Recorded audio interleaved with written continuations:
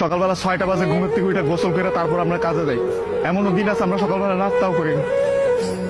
রাতের 8টার পরে আসি কাজ থেকে, আইসা যে খানা খাবো ওই শক্তিটাও থাকে না, সেখানে আমাদেরকে রান্না করে তারপর খাইতে হয়। আমাদের কোনো ছুটি নাই। একদিন আমরা ছুটি পাই, ওই দিন আমরা ঘর গুছাইতে, কাপড় ধুইতে, এটা সেটা করতে করতে চলে যায়। কাপড় ধোয়ার জন্য যে মানুষ রাখবো, মানুষ রাখলে তো টাকা যাবে, বেতন দিতে হবে ওদের। ওই টাকাটা বাসায় আপনাদেরকে পাঠাই, তারপর ওইটা দিয়ে আপনারা ফুটা নিবেন। আর এই যে ইস্ত্রি করা, এই যে ভাজ আলা কাপড় বেড়া ঘুরেন। আর এই যে কাপড়, আমরা কাপড় পরতে পারি না ওইখানে। এই যে এখানে দেখেন না ভালো ভালো কাপড় পরে ঘুরতেছি, এটা খালি আব্বা আম্মা আত্মীয় স্বজন দেখে ভাবে যে অনেক সুখে আছে। ওখানে তো জামা কাপড় পরার টাইমই পাই না আমরা। কখন জামা কাপড় পরবো? সারাদিন তো ইউনিফর্ম পরেই থাকা লাগে। রাতের বেলা খারাপ বেলা খাওয়ার পরে এই যে 5টা মিনিট মা বোন বাপের সাথে কথা বলি, ওইটাই আমাদের জীবনে সারাদিনের সুখ।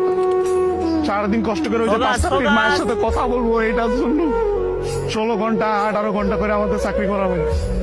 বুঝবেন না আমাদের কষ্ট। আমরা হয়েছে পৃথিবীর সবচেয়ে বড় মৃত্যু, কারণ আমরা উঠতে উঠতে মিথ্যা কথা বলে মা ধরো জিজ্ঞেস করে বাবা খাইছ না, বলি খাইছি। কি বলবো, আর তো বলতে পারবো না। মা যখন জিজ্ঞেস করে কেমন আছিস বাবা, বলি ভালো আছি। অসুখ হইলে ডাক্তার দেখাই না, ডাক্তাররা অনেক টাকা দেওয়া লাগবে।